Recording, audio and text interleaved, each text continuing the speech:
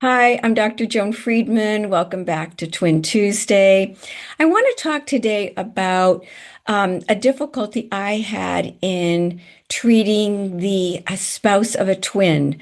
I think I've talked before how couples therapy is not my expertise, but I do the best I can. But it's a challenging situation for me. So I was contacted by a gentleman who's been married to an identical twin woman for 8 or 9 years. And he and I had a single session alone before I was able to meet with Key and his wife. And he had read very voraciously about twins and knew a lot about how there's issues of abandonment and betrayal and loyalty that he was empathic about, that he certainly didn't know anything about.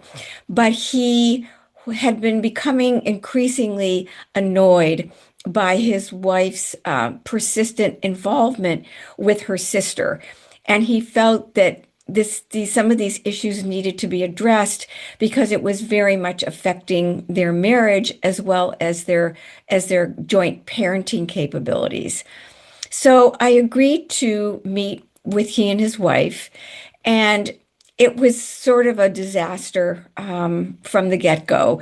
She was not really willing. She understandably felt blamed in a sense that he and I were ganging up on her, and she didn't understand why all this twin issue stuff was coming up.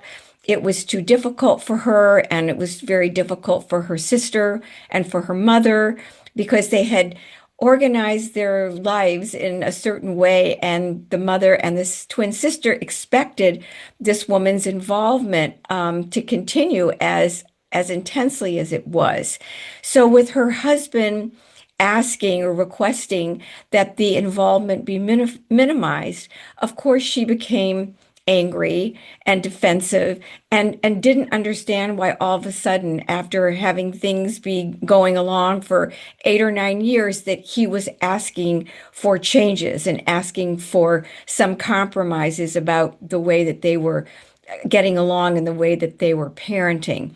So she was very angry at me and did not want to participate in the therapy and really sort of made me the bad guy along with her husband. So she reluctantly attended 1 or 2 sessions. She didn't stay for the whole time. She felt that this was all a waste of time, and she was very upset and angry. So what happened is of course the situation didn't get any better. And I felt that my involvement with her husband had sort of started out as a deterrent in terms of the fact that she saw that the two of us were against her.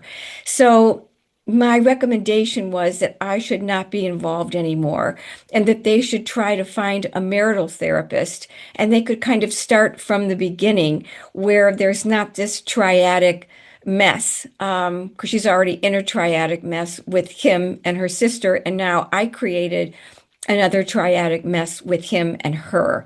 So I was upset that I wasn't able to be of help, but I knew that exiting from the whole situation was the healthiest and the most ethical thing to do because my involvement was only making things worse. So it's an interesting conundrum when you're treating a couple and one contacts you first, and then trying to maintain some sense of individuality and impartiality so that the working with the couple doesn't get confused or muddled. So thank you for listening, and I'll see you next week.